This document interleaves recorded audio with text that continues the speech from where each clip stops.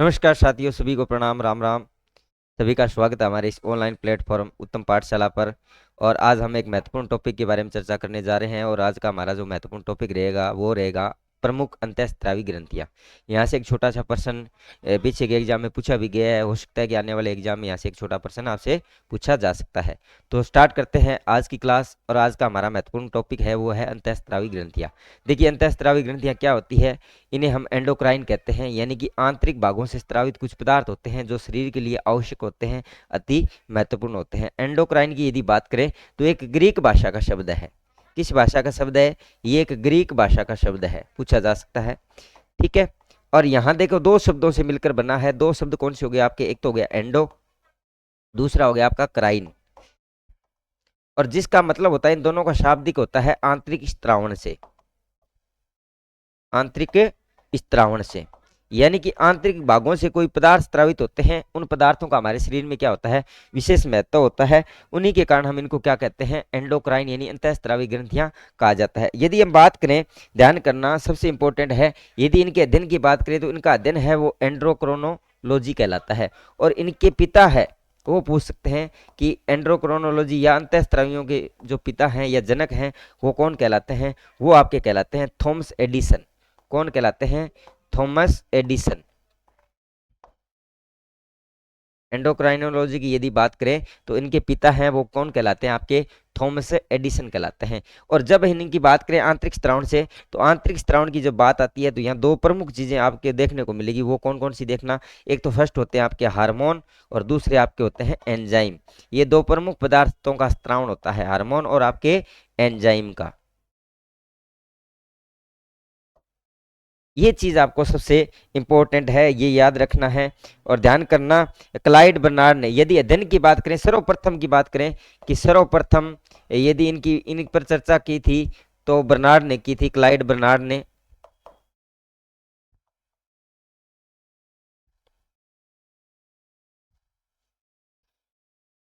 इस पर अध्ययन किया था।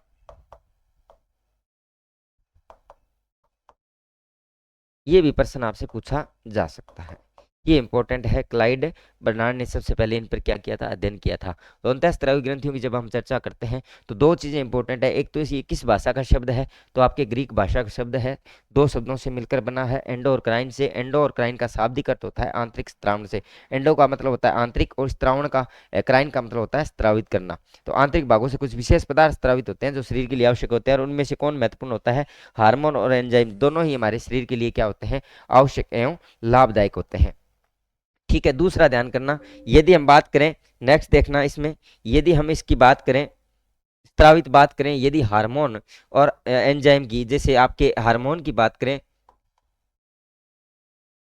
है ना, ये रासायनिक पदार्थ होते हैं। क्या होते हैं आपके? रासायनिक पदार्थ होते हैं हार्मोन, जो शरीर की क्रिया वृद्धि एवं विकास में क्या है? शरीर की वृद्धि और विकास में सहायक होते हैं। विकास में क्या होते हैं आपके? विकास में सहायक होते हैं भाई, ये चीज ध्यान रखना। वृद्धि और विकास दोनों में हार्मोन क्या करते हैं? सहायक होते हैं। और सूक्ष्म मात्रा में उपस्थिति आवश्यक होती है। सूक्ष्म मात्रा में उपस्थिति ही इनके उपस्थिति बहुत ही अत्यंत महत्वपूर्ण होती है। इन थोड़ी मात्रा में उपस्थिति ही बहुत होती है। यदि कई बार आता है फर्स्ट हार्मोन की बात आती है कि आपका फर्स्ट हार्मोन कौन सा था, तो इसकी बात करते हैं। जो आपका फर्स्ट हार्मोन खोजा गया जो हार्मोन है वो आपका हार्मोन था आपका सिक्रेटिन।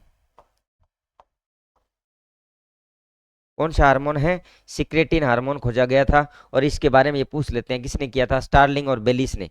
और स्टार्लिंग को इनका, स्टार्लिंग एवं बेलिस, एवं बेलिस, ये दो वैज्ञानिक थे जिन्होंने हार्मोन की क्या की थी? खोज की थी। स्टार्लिंग एवं बेलिस ने इनकी क्या की थी? खोज की थी। स्टार्लिंग को हार्मोन के खोजकर्ता भी कहा जाता है। इसी प्रकार से यदि हम बात करें अपने एंजाइम की, एंजाइम भी क्या है? सक्रिय रूप से भाग लेते हैं। एंजाइम भी क्या होते हैं? शरीर के लिए आवश्यक होते हैं। एंजाइम भी शरीर के लिए आवश्यक होते हैं। और एंजाइम की बात करें, जैसे आपका ट्रिप्सिन है, एमाइलेज है ना, और भी है। बहुत सारे ऐसे एंजाइम होते हैं जो शरीर के लिए क्या होते हैं? आवश्यक होते हैं। जब हम बात करते हैं अंतःस्रावी ग्रंथियों की, अंतःस्रावी ग्रंथियों की अगर जब बात करें, और ये देख लेना सिक्रीट की खोज कहाँ हुई थी? छोटी आंत में। छोटी आंत से खोजा गया था। तो इंपॉर्टेंट है, रासायनिक पदार्थ होते हैं, शरीर की वृद्धि और विकास में सहायक होते हैं, बहुत कम मात्रा में भी इनकी उपस्थिति माना जाता है। अंतरकोशिकीय संदेश वाहक कह देते हैं इनको, क्या कहते हैं, संदेश वाहक भी कह देते हैं, संदेश वाहक भी माना जाता है। इनको अच्छे तरीके से याद रख लेना, इनको हम संदेश वाहक के नाम से भी जानते हैं। तो ये होते हैं एंजाइम और हार्मोन स्रावित करती है प्रमुख ग्रंथियां। और कौन कौन सी होती है, अब यदि ग्रंथियों की बात करें तो ग्रंथियों की अगर जब हम बात करते हैं तो ध्यान करना, यदि ग्रंथियों की जब हम बात करते हैं ग्रंथियों की, तो ग्रंथियों को हम तीन मुख्य रूप से पढ़ते हैं। ग्रंथियों की यदि प्रकार की बात करें तो हम तीन प्रकार पढ़ेंगे इनके मुख्य रूप से। एक तो होता है आपका बाह्य स्रावित स्रावी ग्रंथियां, ठीक है ना, एक होता है आंतरिक स्रावित,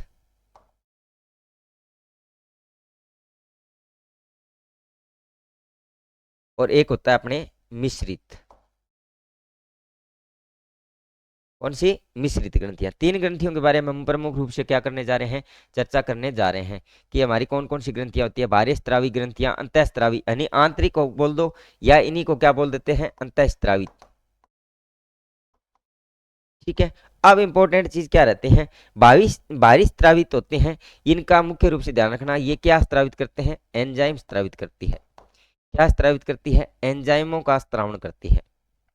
प्लस में कुछ रस है उनका स्त्रावण करती है। एंजाइम प्लस कुछ रस स्रावित करती हैं, वो सारी की सारी ग्रंथियां क्या कहलाती है, बाहरी ग्रंथियां कहलाती है। इनको दूसरा नाम होता है, ये नलिका विहीन होती है।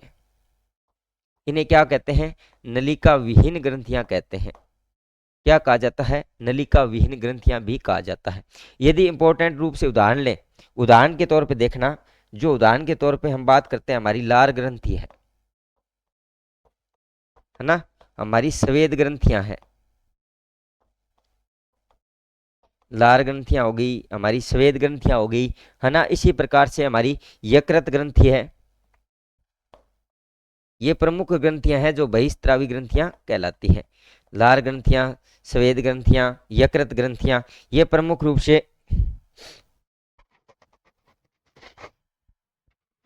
और एक अपने इंपॉर्टेंट रहती है यकृत ग्रंथि के सबसे पहले स्वेद ग्रंथियां, और अपने इसमें तीसरा और ध्यान रखना, तेल ग्रंथियां। तीन ये, और एक हो गया अपना यकृत। और एक इंपॉर्टेंट याद रखना, यकृत बहिस्त्रावी ग्रंथि मानी जाती है यकृत को, ये इंपॉर्टेंट है। अब सबसे इंपॉर्टेंट ध्यान रखना है कि जो आपकी स्वेद ग्रंथियां होती है, लार ग्रंथियां होती है, इनके कुछ विशेष नाम हैं जो आपको अच्छे से याद रखने होते हैं। अभी क्या ध्यान रखना है, ध्यान रखना है कि उनके नाम अच्छे से याद रखना है। जो आपकी स्वेद ग्रंथियां होती है, ये जो स्वेद ग्रंथियां होती है इनको एक्राइन कहते हैं। क्या कहते हैं, एक्राइन कहते हैं। एक्राइन कहा जाता है स्वेद ग्रंथियों को। क्या कहा जाता है, जो हमारी स्वेद ग्रंथियां होती है प्रमुख रूप से, उन स्वेद ग्रंथियों को एक्राइन कहते हैं। जबकि तेल ग्रंथियां होती है उनको होलोक्राइन कहा जाता है, इनको होलोक्राइन कहते हैं, होलोक्राइन कहा जाता है, ये इनके नाम है। इनको एक्राइन कहा जाता है, इनको होलोक्राइन कहा जाता है,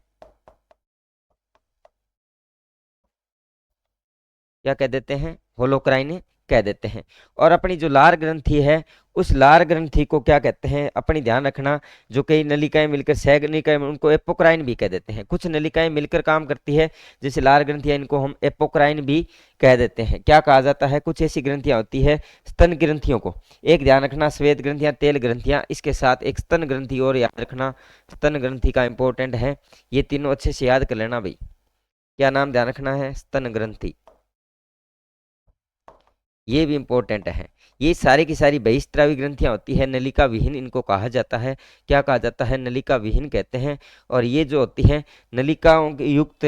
दूसरा, यदि आंतरिक की बात करते हैं, आंतरिक की बात में बातचीत करेंगे, एंजाइम प्लस में रस का स्त्रावण करती है, नलिका विहीन होती है। प्रमुख उदाहरण की यदि बात करें तो लार ग्रंथि है, श्वेत ग्रंथि है, आपकी तेल ग्रंथि है, और आपकी स्तन ग्रंथि है। यकृत सबसे बड़ी ग्रंथि, सबसे बड़ी ग्रंथि पित्तरस का स्त्रावण करती है। यकृत है किसका स्त्रावण करती है, अपने पित्तरस का। और इसका निर्माण कहाँ होता है, पित्ताशय में होता है। जो आपकी ध्यान करना, जो होता है ना स्तन ग्रंथियां, इसका एक इंपॉर्टेंट नाम है एपोक्राइन। इसको किस नाम से जाना जाता है? एपोक्राइन के नाम से जाना जाता है। ये इंपॉर्टेंट है। जो यदि हम बात करें बहिस्त्रावी ग्रंथियों की प्रमुख रूप से, तो ये इंपॉर्टेंट ये रहता है कि कौन सी ग्रंथियां होती है जिनको बहिस्त्रावी ग्रंथियां कहते हैं। और शरीर की सबसे बड़ी बहिस्त्रावी ग्रंथि पूछे तो आपका यकृत हो जाएगा। उसके अलावा कौन कौन सी है? जैसे लार ग्रंथियां हैं, श्वेत ग्रंथियां हैं, तेल ग्रंथियां हैं और आपकी स्तन ग्रंथियां। तो जो अपनी श्वेत ग्रंथियां उसको एक्राइन कहते हैं और तेल ग्रंथियां उसको लोक्राइन कहते हैं। जबकि स्तन ग्रंथियों को हम क्या कहते हैं? एपोक्राइन कहा जाता है। अब बात करते हैं दूसरे नंबर पर, इंपॉर्टेंट ये रहता है जो अपनी आंतरिक स्त्रावी ग्रंथियां हैं, है ना। आंतरिक स्त्रावी ग्रंथियों की यदि बात करें, इनको नलिका युक्त बोला जाता है। क्या बोलते हैं? नलिका युक्त ग्रंथियां कहते हैं। क्या कहते हैं? नलिका युक्त ग्रंथियां कहते हैं। सॉरी, नलिका, अपने ध्यान करना, ये जो होती है ना नलिका, इसमें ध्यान करना, ये नलिका युक्त होती है। भी बाहरी ग्रंथियां होती है वो नलिका युक्त होती है, सॉरी। और ये होती है, ये नलिका विहीन ग्रंथियां होती है। क्या होती है? नलिका विहीन ग्रंथियां होती है। ठीक है। अब इंपॉर्टेंट ये है, ये नलिकाओं से युक्त होती है और सीधा का सीधा स्त्रावण क्या करती है? नलिकाओं में छोड़ती है। जो अपनी बाहरी अंतःस्रावी ग्रंथियां होती है, ये नलिका युक्त होती है और अपना स्त्रावण सीधे ही नलिकाओं में छोड़ती है। इस कारण इसको नलिका युक्त कहते हैं। जैसे सबसे बड़ी बाहरी स्त्रावी ग्रंथि की बात हो गई यकृत। अगर दूसरी बात करें अंतःस्रावी ग्रंथियां, ये नलिका विहीन ग्रंथियां होती है। नलिकाओं के अंदर इसका स्त्रावण नहीं होता, बल्कि शरीर के सीधे ही अंदर रक्त जैसे हैं उनका स्त्रावण कर दिया जाता है, इसलिए इनको नलिका विहीन ग्रंथियां कहते हैं। ध्यान करना। और इनका मुख्य कार्य है हार्मोन का निर्माण करती है। ये केवल और केवल किसका निर्माण करती है? हार्मोन का निर्माण करती है। किनका निर्माण करती है? हार्मोनों का निर्माण करती है। जैसे एग्जाम्पल की बात करें तो अपना पीयूष ग्रंथि है ना। पीयूष हो गया, थायराइड हो गया, अग्नाश अपने थायराइड, पैराथायराइड, पीयूष ग्रंथि, है ना। थायराइड ग्रंथि, पैराथायराइड, है ना। ये जो जितनी भी ग्रंथियां हैं, थायराइड हो गई, पीयूष ग्रंथि होगी, अपनी पीनियल ग्रंथि हो गई, है ना। ये सारी की सारी ग्रंथियां हैं। और अपने थाइमस ग्रंथि हो गई, ये नलिका विहीन ग्रंथियां होती है। और इसके अंदर देखिए एड्रिलिन ग्रंथि, थायराइड ग्रंथि, पीयूष ग्रंथि, एक अपना रह गया एड्रिलिन ग्रंथि, एड्रीनल ग्रंथि। ये प्रमुख ग्रंथियां होती है जो क्या होती है? आंतरिक स्त्रावी ग्रंथियां कहलाती हैं। ये केवल और केवल हार्मोनों का स्त्रावण करती है, जिन्हें एड्रिनल ग्रंथि कहते हैं। अब ये देखिए मिश्रित ग्रंथियां, ये दोनों का रूप होती है, दोनों ही रूप में, यानी इनको नलिका विहीन और नलिका युक्त दोनों ही रूपों में कहा जाता है। इंपॉर्टेंट ध्यान रखना। इसमें सबसे इंपॉर्टेंट बात क्या है? इसकी सबसे इंपॉर्टेंट बातें यदि बात करें तो इसमें सबसे इंपॉर्टेंट बात यह है कि इसके अंदर हार्मोन प्लस में एंजाइम दोनों का स्त्रावण होता है। हार्मोन प्लस में क्या है? एंजाइम दोनों का स्त्रावण होता है। हार्मोन और एंजाइम दोनों का स्त्रावण करते हैं। यदि हम मिश्रित ग्रंथियों के उदाहरण की बात करें तो अच्छे से ध्यान रखना, इनके उदाहरण अच्छे से याद रखना है। इनमें एक तो आता है आपका अग्नाशय। उदाहरण की यदि बात करें तो एक तो अपना आता है अग्नाशय, ठीक है। और दूसरा आता है अपने जनन ग्रंथियां, अग्नाशय ग्रंथियां। दूसरी अपनी आती है जनन ग्रंथियां। ये मिश्रित ग्रंथियां होती है, जनन ग्रंथियां। ये मिश्रित ग्रंथियां होती है। भी इंपॉर्टेंट है, इस टेबल को अच्छे से आप इंपॉर्टेंट के रूप में ध्यान करना कि क्या होता है। ये पूछा जाता है कि सबसे बाहरी स्त्रावी ग्रंथियां, आंतरिक स्त्रावी ग्रंथियां और अपनी मिश्रित ग्रंथियां, ये तीन प्रकार की ग्रंथियों के रूप में हम इनको मुख्य रूप से पढ़ते हैं। तीन ग्रंथियां कौन सी होगी? बाहरी स्त्रावी, आंतरिक स्त्रावी और मिश्रित। बाहरी स्त्रावी में क्या होता है? एंजाइम और रसों का स्त्रावण होता है। ये नलिकाएं युक्त होती है और इनका मुख्य उदाहरण है वो आपका यकृत हो गया। उसके अलावा श्वेत ग्रंथियां, लार ग्रंथियां, तेल ग्रंथियां और अपनी मुख्य रूप से इन तीनों के नाम ध्यान रखना है। श्वेत ग्रंथि हो एक्राइन कहते हैं। दूसरा तेल ग्रंथियां उसको लोक्राइन कहते हैं और स्तन ग्रंथियां उसको एपोक्राइन के नाम से जाना जाता है। तीसरी इंपॉर्टेंट बात करें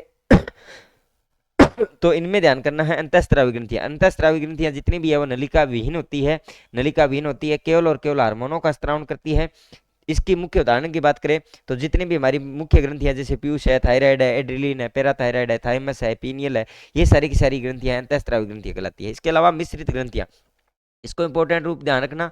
अग्नाशय और जनन ग्रंथियां हैं, ये हमारी मिश्रित ग्रंथियां होती है, जिनके अंदर हम ये कह सकते हैं नलिका विहीन और नलिका युक्त दोनों प्रकार की होती है।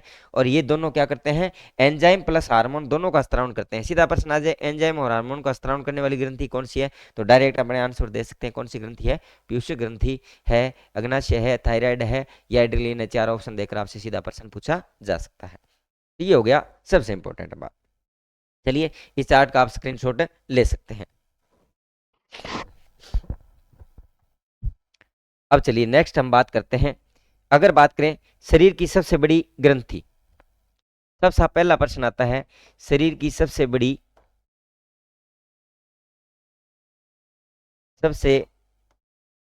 ग्रंथि। शरीर की सबसे बड़ी ग्रंथि, ये प्रश्न मान लो आ जाए। शरीर की सबसे बड़ी ग्रंथि कौन सी ग्रंथि होती है? यकृत ग्रंथि होती है। कौन सी होती है? अपना यकृत, या जिसको हम लीवर बोलते हैं, यकृत या लीवर है, वो सबसे बड़ी ग्रंथि होती है। और इसी को सबसे बड़ी बहिस्त्रावी भी बोलते हैं। कौन सी बोलते हैं? बहिस्त्रावी ग्रंथि भी कहा जाता है। दूसरा प्रश्न ये आता है, शरीर की सबसे बड़ी ग्रंथि यकृत या जो आपका लीवर है, वो सबसे बड़ी ग्रंथि होती है। और इसी को हम क्या कहते हैं? ठीक है। और दूसरा, शरीर की सबसे बड़ी की जगह क्या आ जाए? छोटी ग्रंथि। छोटी ग्रंथि कौन सी होती है? वो होती है अपनी थाइमस ग्रंथि। कौन सी होती है? पीनियल काय, या पीयूष ग्रंथि, या पीनियल काय ग्रंथि जिसको हम बोलते हैं पीयूष ग्रंथि, पीयूष ग्रंथि या पीनियल काय, क्या कहते हैं इसको? पीनियल काय भी कहा जाता है। दूसरा, शरीर की मास्टर ग्रंथि। तीसरा प्रश्न आ जाए, शरीर की मास्टर ग्रंथि। मास्टर ग्रंथि किसे कहते हैं? शरीर की मास्टर ग्रंथि भी किसी को कहा जाता है, वो भी आपके पीयूष ग्रंथि को कहा जाता है। और अगर आप पूछ ले कि शरीर का हेडमास्टर, हेडमास्टर किसे कहते हैं? हेडमास्टर आ जाए, या मास्टर ऑफ मास्टर किसको बोलते हैं? हाइपोथैलेमस को। इसे कहा जाता है आपके हाइपोथैलेमस को मास्टर ऑफ मास्टर कहते हैं। शरीर की सबसे बड़ी अंतःस्त्रावी, अगर बात आ जाए शरीर की सबसे बड़ी अंतःस्त्रावी ग्रंथि का यदि नाम आता है, अंतःस्त्रावी ग्रंथि कौन सी होती है? शरीर की सबसे बड़ी अंतःस्त्रावी ग्रंथि, है ना, सबसे बड़ी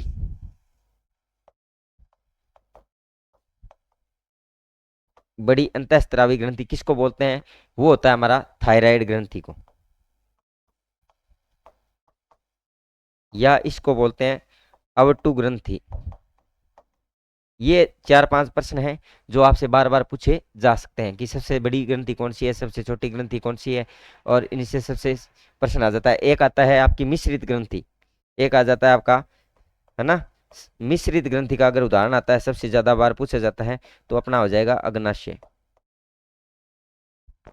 कौन सी ग्रंथि हो जाएगी? अपनी अग्नाशय ग्रंथि है, वो अपनी मिश्रित ग्रंथियों में आ जाएगी।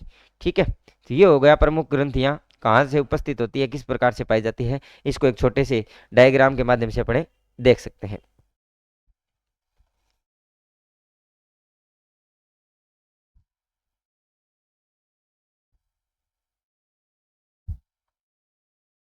अब देखिए, यहाँ एक छोटे से दाने के आकार की जो ग्रंथि होती है, उसको हम पीनियल ग्रंथि बोलते हैं। ठीक है, क्या कहते हैं? पीनियल ग्रंथि कहते हैं। इसी के मध्य नीचे छोटी ग्रंथि होती है, जिसको ये हो गया अपनी पीनियल। ठीक है, ये कौन सी ग्रंथि होगी? अपनी पीनियल ग्रंथि। उसके बाद में आती है पीयूष ग्रंथि।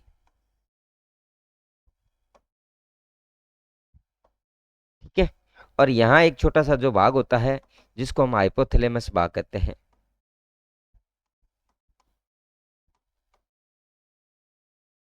ये हो गया। इसके बाद यदि हम बात करें, चर्चा करें, तो ये जो होते हैं ना, यहाँ पर जो ग्रंथियां पाई जाती है, ये थायराइड ग्रंथि होती है। कौन सी ग्रंथि होती है? अपनी थायराइड ग्रंथि होती है। इस ग्रंथि को क्या बोलते हैं? थायराइड। ये संख्या में दो दो की संख्या में उपस्थित होती है, जिनको हम थायराइड और क्या बोलते हैं? पैराथायराइड बोलते हैं। थायराइड और पैराथायराइड ग्रंथियां कह देते हैं। यदि बात करें तो यहाँ पर थाइमस ग्रंथि होती है, छोटी सी ग्रंथि होती है, जिसको हम बोलते हैं थाइमस ग्रंथि। कौन सी ग्रंथि होती है? अपनी थाइमस ग्रंथि होती है। यहाँ पर जो ये छोटी सी ग्रंथि पाई जाती है, उस ग्रंथि को हम अग्नाशय ग्रंथि कह देते हैं। ठीक है, अग्नाशय ग्रंथि होगी। एक साइड में ये अपना जो पार्ट होता है, इसको हम लीवर बोल देते हैं, लीवर ग्रंथि बोल देते हैं, या यकृत ग्रंथि बोल देते हैं। ठीक है, ये होगी अपनी यकृत ग्रंथियां। जो हमारी किडनी होती है ना, ये जो किडनी वाला पार्ट होता है, किडनी होती है, उस किडनी की जो ग्रंथियां होती है उसको क्या बोलते हैं?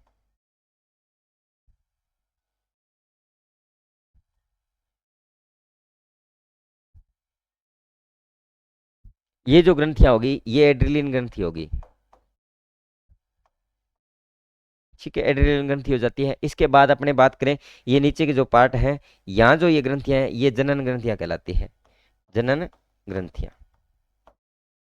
तो ये प्रमुख ग्रंथियां होती है जो हमारे शरीर के मुख्य रूप से देखने को मिलती है। एड्रिलिन होगी, अग्नाशय होगी, थाइमस होगी, थायराइड और पैराथायराइड होगी। तो ये प्रमुख ग्रंथियों के हमारे क्या हो गए, प्रकार हो गए। अब हम क्या कर देते हैं, एक एक ग्रंथि पर बार बार अपने क्या है प्रश्न आता है, किस प्रकार का प्रश्न पूछा जाता है, कौन सी ग्रंथि से किस प्रकार का प्रश्न आ सकता है, इस पर हम चर्चा करने जा रहे हैं। ठीक है, तो यहाँ जो अब तक हमने जो क्लास पढ़ी है उसका एक बार छोटा सा व्यू कर लेते हैं स्टार्ट से। तो आज का जो हमारा टॉपिक था वो क्या था, प्रमुख अंतःस्त्रावी ग्रंथियां। हम किस पे चर्चा करने जा रहे हैं, अंतःस्त्रावी ग्रंथियों की। अंतःस्त्रावी ग्रंथियों में सबसे इंपॉर्टेंट रहता है कि इनका अध्ययन क्या कहलाता है, एंड्रोक्रोनोलॉजी कहलाता है। इसके पिता किसे कहते हैं, थॉमस एडिसन ने। सर्वप्रथम इन पर कार्य किसने किया था, तो क्लाइड बर्नार्ड ने किया था। ये एक दो ग्रीक भाषा से बना हुआ शब्द है, एंडो और क्राइन। एंडो का अर्थ होता है आंतरिक, क्राइन का मतलब होता है स्त्रावण। आंतरिक रूप से स्त्रावी जो पदार्थ स्त्रावित करती है उन्हें हम कहते हैं अंतःस्त्रावी ग्रंथियां। ठीक है, इसके बाद हमने नेक्स्ट चर्चा की थी हार्मोन। हार्मोन देखिए रासायनिक पदार्थ होते हैं जो शरीर की वृद्धि और विकास के लिए क्या होते हैं, आवश्यक और सहायक होते हैं। सूक्ष्म मात्रा में इनकी उपस्थिति बहुत अच्छी होती है।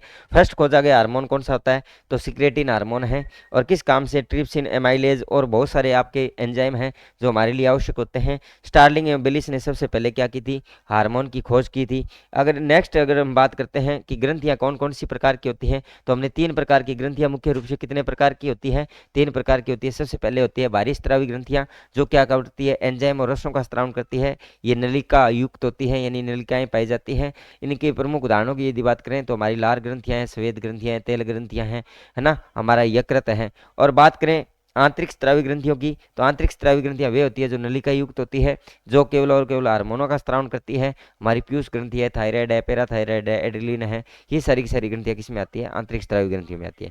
यदि बात करें सबसे इंपॉर्टेंट लास्ट में तीसरा पार्ट रहता है हमारा मिश्रित ग्रंथियों का। मिश्रित ग्रंथियां वे ग्रंथियां होती है जो नलिका विहीन भी होती है और नलिका युक्त होती है, यानी एंजाइम और हार्मोन दोनों का स्त्रावण करती है। एग्जाम्पल के तौर पर हमने बात की थी अग्नाशय और हमारी जनन ग्रंथियां।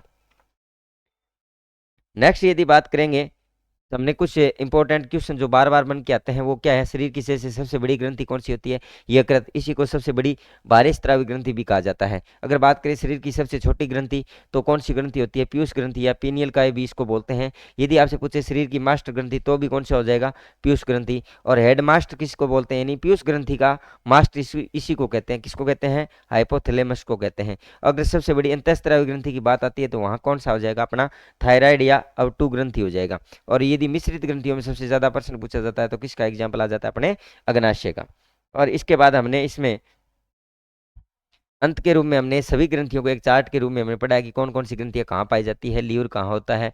ये आपका पार्ट हो जाएगा ऊपर वाले भाग में, शरीर के मस्तिष्क वाले भाग में। ये भाग कौन सा होता है, अपना मस्तिष्क वाला भाग होता है। मस्तिष्क के भाग में कौन सी ग्रंथियां पाई जाती हैं, तो ये तीन प्रमुख चीजें देखने को मिलती है। कौन कौन सी, पीनियल काय, पीयूष ग्रंथि और अपना हाइपोथैलेमस भाग जो गले के अंदर की जो बात करते हैं तो वहां पर कौन सी, थायराइड और पैराथायराइड ग्रंथियां होती है। यदि वर्कक या किडनी की यदि बात करें तो ये किडनी जो हमारी होती है उस किडनी के अंदर एड्रिलिन हार्मोन उपस्थित करने वाली ग्रंथि होती है, उसको एड्रिलिन ग्रंथि कहते हैं।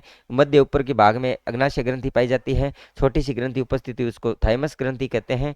और अंत में जो प्रमुख ग्रंथि आती है वो कौन सी आती है, अपनी जनन ग्रंथि आती है। तो ठीक है साथियों, आज का जो हमारी क्लास के अंदर मुख्य जो वे था वो था प्रमुख अंतःस्त्रावी ग्रंथियां क्या है, और इन्हें पाठ कर लिए। नेक्स्ट क्लास में हम इसके प्रत्येक भाग के साथ आपके साथ क्या करने जा रहे हैं, विस्तृत चर्चा करेंगे। मिलते हैं एक नेक्स्ट क्लास में, तब तक लिए धन्यवाद।